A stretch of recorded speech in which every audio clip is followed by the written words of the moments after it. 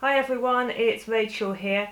I hope you're well. Today I'm going to be answering a lot of your questions that you've been sending through. Thanks for these.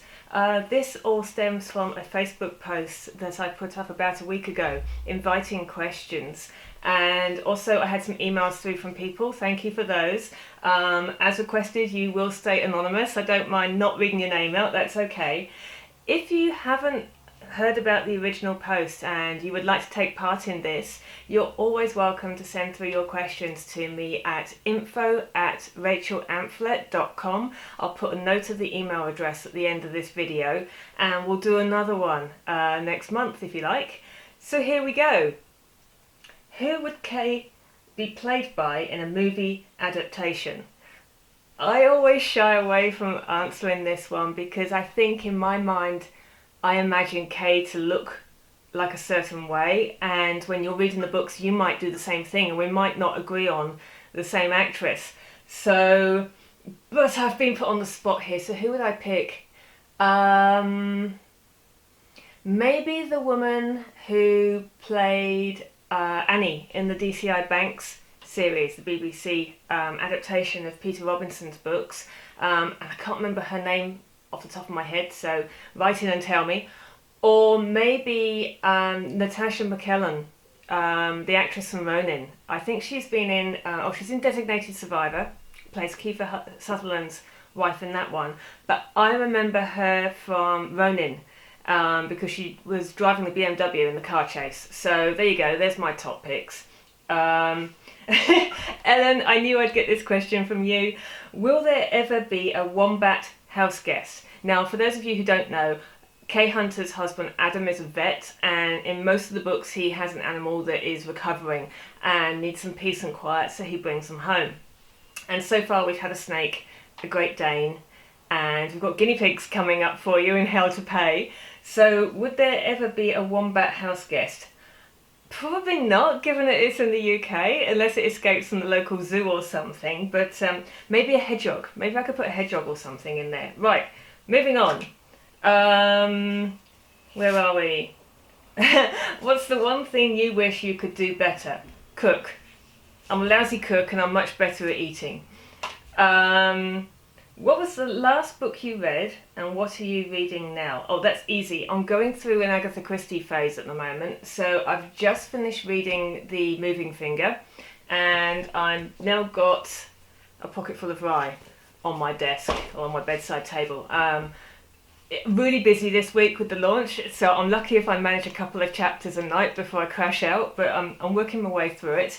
On the subject of books I'm reading, if you follow my Instagram account, which is @RachelAmphlett, I always put the books that I'm currently reading, I'm enjoying, on my Instagram account from time to time. Done that one. What are you working on at the moment? Right now I am about halfway through Kay Hunter 5. This is my workbook, so for those of you who aren't familiar with my interviews, I actually write a lot of the books longhand. I plot them out roughly. I give my characters a bit of leeway to move around. At the front of the book is all my research notes from online, and I start a new book for every project. So as well as Kay Hunter 5, I am also working on a new crime mystery series, also based in the UK, but with two different detectives and based somewhere else in the UK. So I'll have more news for you about that next year. Sign up to the mailing list, my readers group. Links on the home page of the website. So that's the best way to keep up to date with all these projects. And finally, as if 2 books wasn't enough, I'm tapping away in this notebook with a cozy mystery series that I've had the idea for the last couple of years.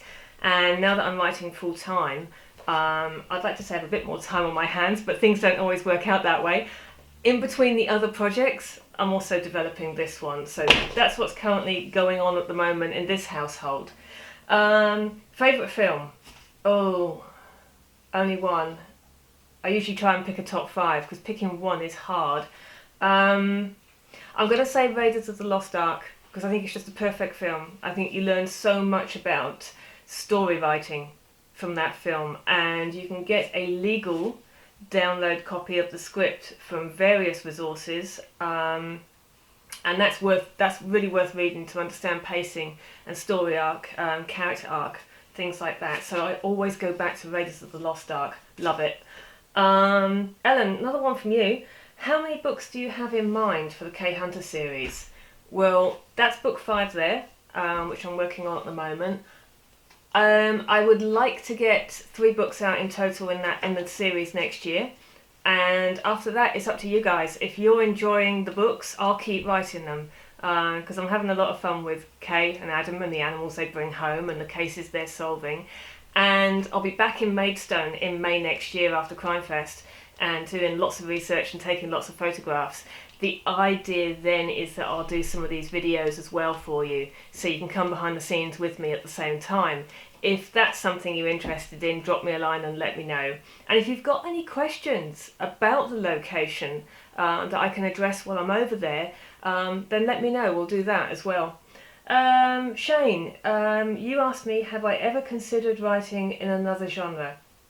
Honestly, yes.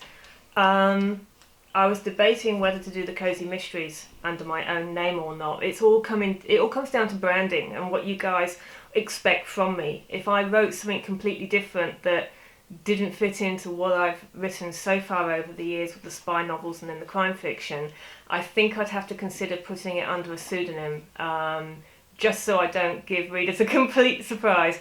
There's no romance books on the horizon for me, I'll tell you that right now. I don't read them, so I won't be attempting to write any of those anytime soon. And Shane, you also wanted to know any advice for a new writer. Yeah, read in your genre, understand the beats. I use a 5-act structure. I studied screenwriting, so at the end of each of the acts there's a lift to keep the reader turning the pages, hopefully. I'm just looking behind me on the bookshelf there. Some books that you might want to consider is Chris Vogler, The Writer's Journey. That's an excellent book, one of my favourites for storytelling. And Save the Cat by Blake Snyder, which is a screenwriting book but also very, very useful for writing craft. Other advice, enjoy it, don't give up. I'm in a very, very lucky position at the moment to be writing full time. I do this for a living now and I absolutely love it, but if I still had a full-time job and I was still writing on my commute, I wouldn't be giving up. I can't imagine not writing now. Having way too much fun doing it, I really am. So there you go, that's all today's questions. I hope you enjoyed that. If you did, say so in the comments or drop me an email. And if you've got some questions of your own, don't be shy. Drop me an email, let me know. If you wish to remain anonymous, that's not a problem, just tell me. And we'll do this again next month. Take care.